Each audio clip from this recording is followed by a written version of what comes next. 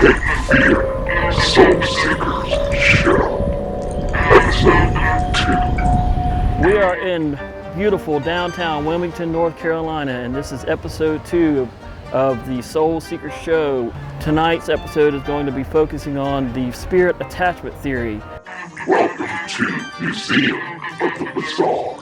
Basically, spirit attachment theory, in my opinion, is a spirit either attaching itself to an object or a person. And once that happens, it may or may not be an easy process in trying to have that spirit detach itself from the object or the person. We look at spirit attachment kind of like maybe like a guardian angel, but one that's maybe welcome and maybe not welcome. There's artifacts in this facility from all over the world. This is a collection of oddities, curiosities, memorabilia from all different instances of human history. My role here is just to help give a little bit of context and backstory behind those things. They have Jeffrey Dahmer's knives that he used to commit his murders. We have a lot of personal items that have at one point belonged to serial killers. That includes letters that were written by these killers when they were in prison. We also have weapons that belong to these killers. Because these items were used in nefarious ways, there tends to be a strong emotional attachment to them. The other object that we have that has a special place in my heart is Anton LaVey's chair that he designed that sat in his office from 1967 until he died in 1997. We bought it from his daughter about a year and a half or 2 years ago. And that object really gets a reaction out of people. We invite guests to sit in it.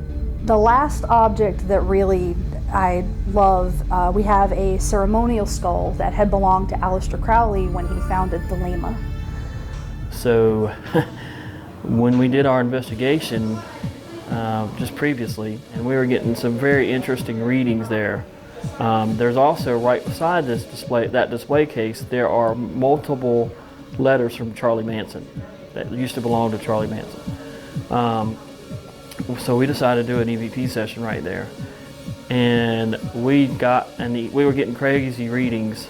We were actually getting touched by energy in that place as well, or right in front of the letters. We were getting touched multiple times. There have been a few instances that really solidified my belief that something was going on.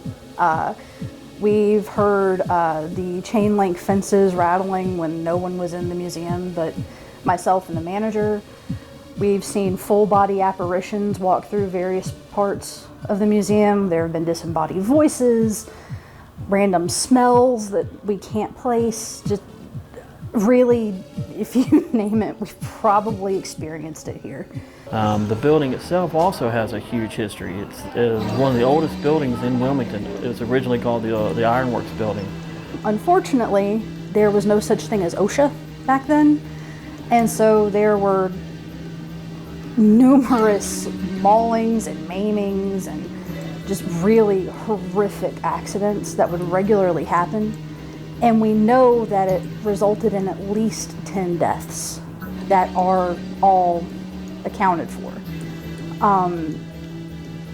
This is, in my personal opinion, a profoundly haunted location. And it was before we got all the weird stuff in here. So if something, is confirmed that this item is got a spirit attached to it, and the person wants to get rid of it, if they just throw it out of the house, is that going to fix the problem? And that's an interesting question. It's a process. What I usually do is give recommendations depending on their beliefs. Saging is a good way to cleanse a house. Crystals are another good way to cleanse a house. Having a demonologist come in if they believe that it's a negative spirit there is a good way to come in and do a house cleansing. But you do not ever want to do any of that kind of stuff by yourself. You always want to have somebody there that knows what they're doing. For Wilmington, this place is great. If people are interested in the least in stuff like this, you need to come down here and check this place out. People either absolutely fall in love with it or they are utterly terrified, and there's really no in between. Hopefully by the time you leave, you're shaken enough to sort of deal with the normalcy of regular life for a little while longer. Just with everything here, I just think it's a mecca for most any kind of large energy reading event to happen. And just come down here and experience it. It's a great place. You might see an apparition. It's just that kind of place.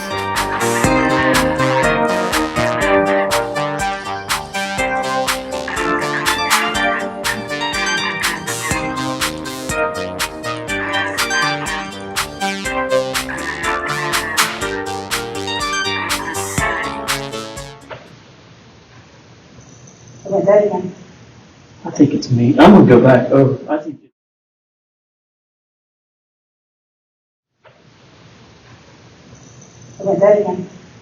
I think it's me.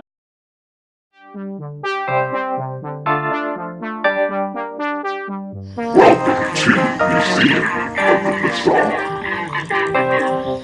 Cape Fear, Soul Seekers Show. Episode